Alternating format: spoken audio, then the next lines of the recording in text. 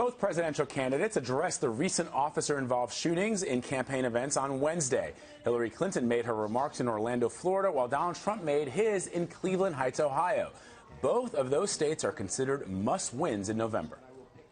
Well, as you know, I'm a tremendous believer in the police and law enforcement because we need that for ourselves. We need it.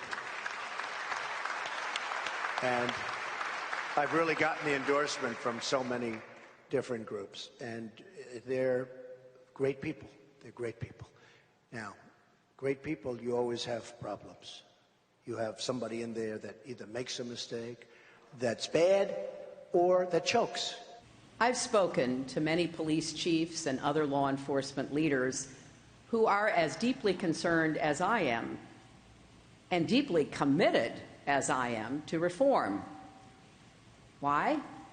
Because they know it is essential for the safety of our communities and our officers. We are safer when communities respect the police and police respect communities. With me now on set is national political reporter for Real Clear Politics, Caitlin Huey-Burns. Good to see you. Good to see you, too. Thank you. So both of these candidates face a challenge. They have to walk a very fine line without alienating either the police officers who are there to serve and to protect. We saw that in New York City, cops running to the area where there was potentially an explosive device, and those who say that they've been maligned and abused by police officers in the African-American community. It's a real challenge for them. It certainly is, and it's such a big issue in this campaign season because of current events. Clinton has certainly tried to strike that balance. We saw that really on display during the Democratic convention. Donald Trump has taken more to the side of police officers, making kind of his law and order pitch a real centerpiece of his campaign. He's been campaigning with Rudy Giuliani, of course, who's been pushing this kind of law and order message. Actually, in an interview that will air tonight that he did a town hall with Sean Hannity, he talked about re-upping the stop and frisk program, which is, of course, had been rendered unconstitutional in New York, very controversial. And so I think you'll start to hear a lot about that as it pertains to Trump in the coming days. Now, how could the events of the past week shape the message that we hear from both candidates at the debate on Monday night, big debate? Right. I think it really framed both candidates' arguments, not only in terms of terrorism, but kind of their general approach to the campaign and also to governing. So Hillary Clinton took an approach that was more like she has in the past, talking about ways to stop terrorism, but also talking about having all the information before making judgments and that sort of thing.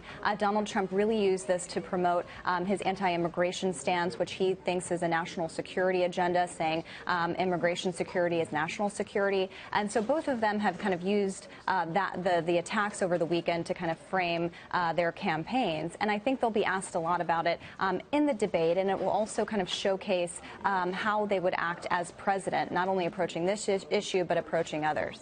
All right, there is a new NBC News Wall Street Journal poll out Wednesday showing Hillary Clinton maintaining a 6-point lead when in a 4-way race nationally. There, we're putting up those numbers. Does it appear that the health thing, the pneumonia thing that was back on 9/11 that weekend, has that gone away for her now? Right. It's not really an issue. And when voters were asked about this and tax returns on Trump's side, there just really wasn't an interest in terms of that. I think that she has moved past the health issue. I think the questions about transparency, of course, exist for both candidates, but it also shows that voters aren't necessarily concerned about that when there are so many other things going on. And so heading into the debate, I think, will really be a showcase of personality, of temperament, of ability to be presidential. I think that Clinton has regained some footing after losing it in these polls that we've seen today. Caitlin, the Washington Post has done extensive coverage on the Trump Foundation. There's a new report out on Tuesday that alleges that Trump spent $258,000 of his foundation's money on his own legal expenses. Now, the Trump campaign has refuted that. They say that the reporter is biased. They cite the fact that it's inaccurate, but they haven't given any specifics. Why isn't this getting more attention? It's tremendous reporting exposing that Trump may have broken the law in several cases, actually, related to his foundation, and that he's been using his foundation to spend other people's money and spending it on things picture of himself. The picture of himself, right? Which apparently they have found. And so it is really fascinating how this is not really gaining much traction among voters. I think, you know, when you're looking at voters right now, you see Hillary Clinton kind of consolidating her base of support among Democrats, although there's still the enthusiasm issue there. Donald Trump is starting to, again, consolidate Republicans. His base of supporters are really, you know, together. They're not going to move because of this thing. But if you're talking about independents or Republicans who are not sure if they're going to turn out and vote because they don't want to support Trump and they don't want to support Clinton, this kind of thing could have an effect. The way the Clinton campaign sees it certainly is tying the foundation questions around Trump and transparency and the failure to release his tax return or insistence on not releasing his tax returns, tying that to Trump University and the fraud claims around that, kind of bundling it all together to make a case against him. Whether or not it sticks or whether it's, you know, baked into the polling right now, I think remains to be seen. All right. Caitlin Huey Burns, always good to have you. You too. Thanks.